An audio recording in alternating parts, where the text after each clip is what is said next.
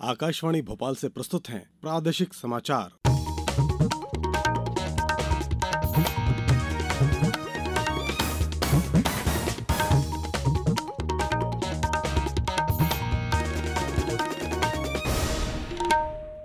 नमस्कार, समाचारों के साथ मैं शरद बाघेला। सबसे पहले इस बुलेटिन के मुख्य समाचार। अंतिम चरण में मतदान के बाद जारी एग्जिट पोल में एनडीए को भारी बहुमत की भविष्यवाणी, प्रदेश में भी एक तरफा जीत का अनुमान। राज्य में 4 जून को होने वाली मतगणना को लेकर तैयारियां पूरी। प्रदेश में लोगों को जागरूक करने के लिए कल से शुरू हुआ मलेरिया निरोधक माह। और मौसम का बदला मिजाज, 21 जिलों में आज तेज हवाओं के साथ बारिश का अनुमान। अब समाचार विस्तार से। लोकसभा चुनाव के नतीजे से पहले एग्जिट पोल में भारतीय जनता पार्टी की अगुवाई वाली राष्ट्रीय जनतांत्रिक गठबंधन एनडीए की सरकार बनने की भविष्यवाणी की गई है। विभिन्न सर्वे एजेंसियों द्वारा निजी समाचार चैनलों के लिए किए गए सर्वे में भारी बहुमत से मोदी सरकार की वापसी का दावा किया गया है। उत्तर प्रदेश, राजस्थान, मध्य प्रदेश, छत्तीसगढ़, दिल्ली में भाजपा को एक तरफा बढ़त का अनुमान बताया गया है। मध्य प्रदेश की 29 सीटों में से भाजपा को 28 से 29, वहीं राजस्थान में भी 23 सीटें मिलने का अनुमान है। उत्तर प्रदेश में 69 से 74 और छत्तीसगढ़ में 10 से 11 सीटें भाजपा जीत सकती है। पश्चिम बंगाल में उलटफेर होता दिख रहा है। यहां भाजपा को 26 से 31 सीटें मिलने का आसार है। ज्यादातर एग्जिट पोल में एनडीए को 350 से ज्यादा सीटें मिलने का अनुमान जताया गया है। वहीं इंडी गठबंधन 140 सीटों के आसपास हासिल होता दिख रहा है। हालांकि एग्जिट पोल के आंकड़े हैं, नतीजों की पूरी तस्वीर 4 जून को चुनावी परिणाम के बाद ही स्पष्ट होगी। लोकसभा चुनाव के 7वें और अंतिम चरण में कल 62.36% मतदान हुआ। इस चरण में 7 राज्यों और 1 केंद्र शासित प्रदेशों के 57 संसदीय क्षेत्रों में वोट डाले गए। इनमें उत्तर प्रदेश और पंजाब की 13 सीटें, पश्चिम बंगाल की 9, बिहार की 8, उड़ीसा की 6, हिमाचल प्रदेश की 4, झारखंड की 3, चंडीगढ़ की 1 संसदीय सीट शामिल है। लोकसभा चुनाव के 7वें चरण में कुल 904 उम्मीदवार मैदान में हैं। इनमें प्रधानमंत्री और भारतीय जनता पार्टी के वरिष्ठ नेता नरेंद्र मोदी, पार्टी नेता अनुराग ठाकुर, रविशंकर प्रसाद और कंगना रनौत, कांग्रेस नेता मनीष तिवारी और विक्रमादित्य सिंह, राजद नेता मीसा भारती और तृणमूल कांग्रेस नेता अभिषेक बनर्जी के नाम प्रमुख हैं।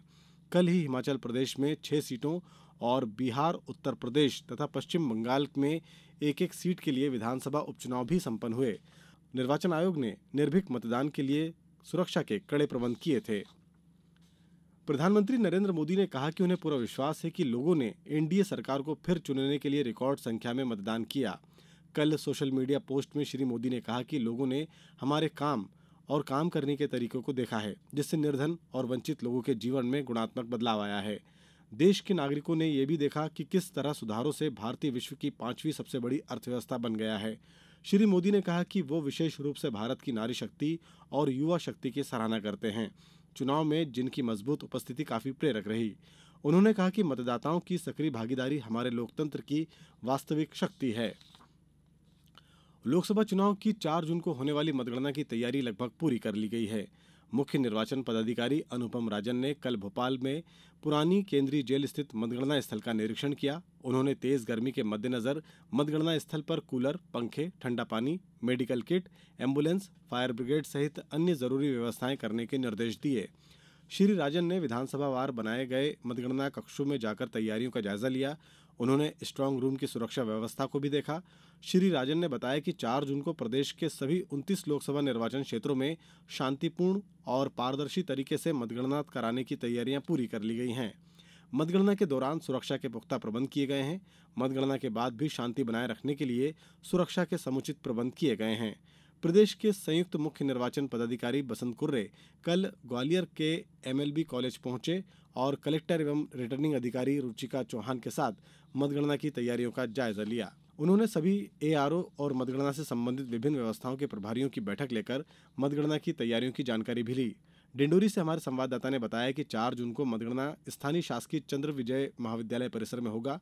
यहां शांति, सुरक्षा और कानून व्यवस्था के लिए तैनात पुलिस अधिकारियों के साथ साथ कार्यपालिक दंडाधिकारियों की मजिस्ट्रियल ड्यूटी लगाई गई है। उधर गुना में मतगणना स्थल शासकीय पीजी कॉलेज में चारों विधानसभाओं के मतों की गणना की जाएगी।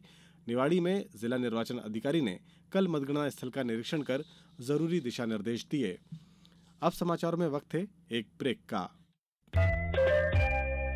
ये समाचार आप आकाशवाणी मध्य प्रदेश से सुन रहे हैं। हमारे समाचारों को अब आप कभी भी और कहीं भी अपनी सुविधा के अनुसार सुन सकते हैं। ये समाचार बुलेटिन YouTube, X प्लेटफॉर्म और Facebook पर AIR न्यूज भोपाल पेज पर सुने जा सकते हैं। इसके अलावा आप हमारी वेबसाइट newsonair.gov.in पर अथवा न्यूज ऑन AIR ऐप पर भी समाचार सुन सकते हैं। ब्रेक के बाद समाचारों में एक बार फिर आपका स्वागत है। गैस राहत एवं पुनर्वास विभाग द्वारा गैस पीड़ितों को आयुष्मान पोर्टल से KYC कराने के बाद कार्ड वितरित किए जा रहे हैं। विभाग से प्राप्त जानकारी के मुताबिक 31 मई तक 23,296 में से 13,383 गैस पीड़ित आयुष्मान कार्ड प्राप्त कर चुके हैं। बताया गया है कि शेष सत्यापित भोपाल गैस पीड़ित आवश्यकता अनुसार आयुष्मान पोर्टल से KYC करवाकर आयुष्मान कार्ड प्राप्त कर सकते हैं। प्रदेश में जून माह को मलेरिया निरोधक माह के रूप में मनाया जाएगा। आगरमालवा से हमारे संवाददाता ने बताया कि जिले में कल मौसमी बीमारियों के प्रति जन जागरूकता लाने के उद्देश्य से CMHO ने मलेरिया रथ को हरी झंडी दिखाकर रवाना किया। ये रथ जिले के विभिन्न गांवों में जाकर बैनर, पोस्टर और माइक द्वारा प्रचार प्रसार कर लोगों में मलेरिया, डेंगू, चिकनगुनिया फैलाने वाले मच्छरों से बचाव के विभिन्न तरीकों से जन जागरूकता फैलाने का कार्य करेगा। अब खबर मौसम की। प्रदेश में कल मौसम के दो रंग देखने को मिले। जहां भोपाल सहित खंडवा, शिवपुरी समेत कुछ जिलों में तेज हवाओं के साथ बारिश हुई, वहीं निवाड़ी का पृथ्वीपुर सबसे गर्म रहा। यहां टेम्परेचर 47.5 डिग्री सेल्सियस दर्ज किया गया। प्रदेश के सबसे ज्यादा तापमान वाले स्थानों में सिंगरौली, सतना, सीधी, ग्वालियर, खजुराहो, रीवा, शहडोल और नौगांव शामिल रहे। मौसम विभाग ने आज भोपाल, जबलपुर समेत 21 जिलों में आंधी बारिश का अलर्ट जारी किया है, तो वहीं ग्वालियर, निवाड़ी समेत 14 जिलों में लू चल सकती है। मौसम विभाग के मुताबिक 30 मई को केरल में मानसून ने दस्तक दे दी है। 1 जून को ये और आगे बढ़ा। इससे प्रदेश में ये निर्धारित तारीख में आ सकता है। भारत ने बीती रात न्यूयॉर्क के नाउसी काउंटी अंतर्राष्ट्रीय क्रिकेट स्टेडियम में ICC पुरुष T20 विश्व कप में अपने एकमात्र अभ्यास मैच में बांग्लादेश पर 60 रनों की शानदार जीत दर्ज की। पहले बल्लेबाजी करते हुए भारत ने 20 ओवर में 5 विकेट पर 182 रनों का चुनौतीपूर्ण स्कोर बनाया। विकेटकीपर ऋषभ पंत ने 32 गेंदों पर 53 रन बनाए।